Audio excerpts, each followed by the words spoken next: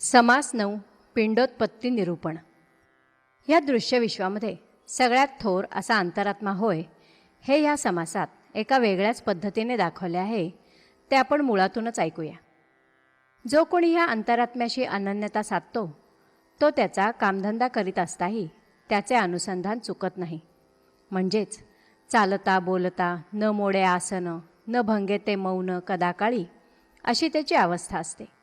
म्हणून आपल्याला जेवढ्या प्रमाणात देवाची लीला बघणे साधेल तेवढ्या प्रमाणात त्याच्याशी एकरूपता साधेल. अशी ही उपासना वाढत वाढत अखेर विश्वभर पसरते. तरी देखील ही सगळी उपासना चंचळाच्या प्रांतातील आहे. म्हणून हा पूर्वपक्षच आहे. सिद्धांत पुढच्या समासात सांगितला आहे. श्रीराम चौखाणीचे प्राणी असती, अवघे उदकेची वाढती, ऐसे होती आणि जाती असंख्यात. तत्वांचे शरीर झाले, अंतरात्म्या सगट वळले, त्यांचे मूळ जो शोधिले तो उदक रूप. अन्नरस देहरस रक्तरे ते बांधे मूस, रसद्वये सावकाश वाढो लागे. वाढता वाढता वाढले, कोमळाचे कठीण झाले, पुढे उदक पैसावले नाना अवेवी. पुढे अवघियांचे शरीर दिवसेंदिवस झाले थोर, सुचो लागला विचार काही काही. फळामध्ये बीज आले, तेणे न्याये तेथे झाले, ऐकता देखता उमजले सकळ काही. बीजे उदके अंकुरती, उदक नसता उडवून जाती, एके ठाई उदक माती होता बरे. मुळ्या चालिल्या पाताळी, अग्रे धावती अंतराळी, नाना पत्री पुष्पी फळी लगडली झाडे. फळांवडील सुमने, सुमनांवडील पाने, पानांवडील अनुसंधाने काष्ठे आवघी. काष्ठांवडील मुळ्या बारीक, मुळ्यांवडील ते उदक, उदक आळोन कौतुक भूमंडळाचे.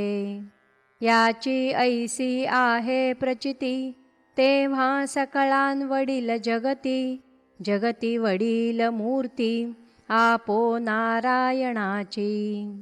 तया वडील अग्निदेव, अग्निवडील वायुदेव, वायुदेवा वडील स्वभाव अंतरात्म्याचा. सकळांवडील अंतरात्मा, त्यासी नेणे तो दुरात्मा, दुरात्मा म्हणजे दुरी आत्मा अंतरला तया. म्हणून सकळांवडील देव, त्यासी होता अनन्य भाव, मग हे प्रकृतीचा स्वभाव पालटो लागे. करी आपुला व्यासंग, कदापि नव्हे ध्यानभंग, बोलणे चालणे व्यंग पडोच नेदी. तो वडील जेथे चेतला, तोची भाग्य पुरुष झाला, अल्पचेतने तयाला अल्पभाग्य.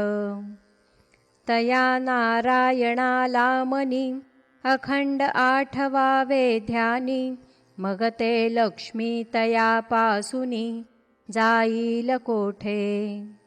नारायण असे विश्वी, त्याची पूजा करीत जावी, या कारणे तो शवावी कोणी तरी काया.